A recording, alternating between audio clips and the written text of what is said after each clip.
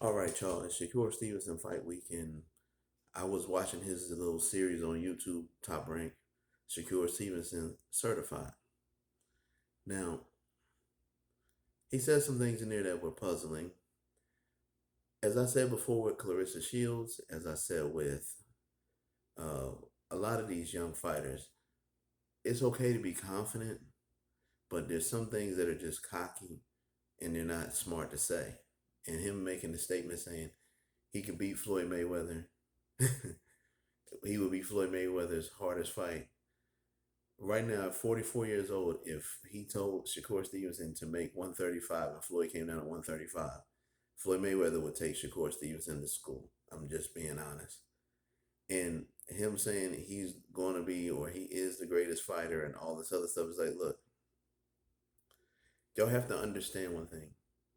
Floyd Mayweather starts saying this 30 fights in, 10 plus years in, not 3 years in, 12, 13, 15 fights in. And Tefimo Lopez said it best, man. Everybody keeps jumping on his pedestal. And it's part of the media's fault because of what they did with Lomachenko. They just shot him on his pedestal.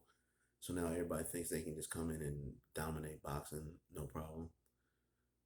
But that's not the truth or that's not the reality. And this is why we had what happened to Adrian Broner about 7, 8 years ago. And you see he hasn't recovered. No big fights he's won. He's been talking about suicide. He lashes out on the internet instead of calling his advisors and his people up. Somebody shot at him, unfortunately, when he was back home in his hometown.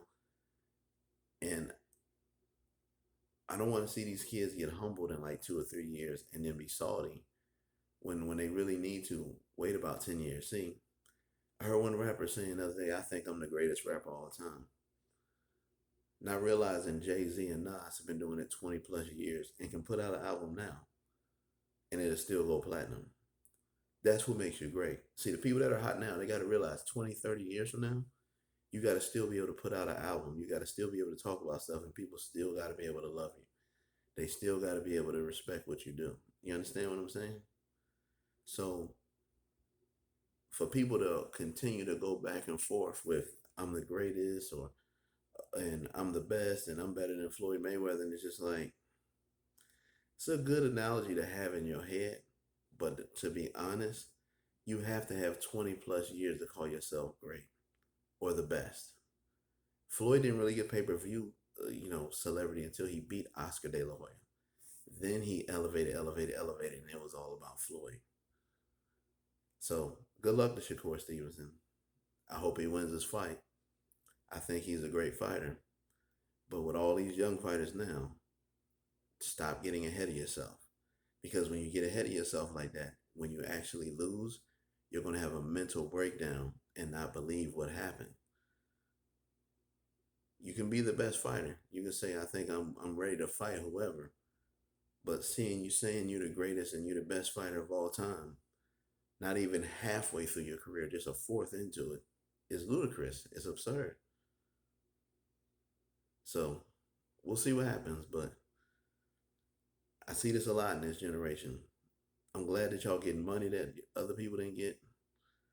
I'm glad that y'all got confidence in social media, but you got to win. You see the thing happened with Ryan Garcia. As soon as he had to fight Javier Fortuna, oh, magically, I'm not feeling well mentally. And then as soon as Floyd Mayweather fights, as soon as Devin Haney fights, he's on the internet talking trash. It's they'll figure it out. Once they're about 10 years in the sport, they'll figure it out. But right now, they're on their high horse, and until somebody knocks them out, I guess they won't figure it out. But be confident, but be humble. It's the smartest thing.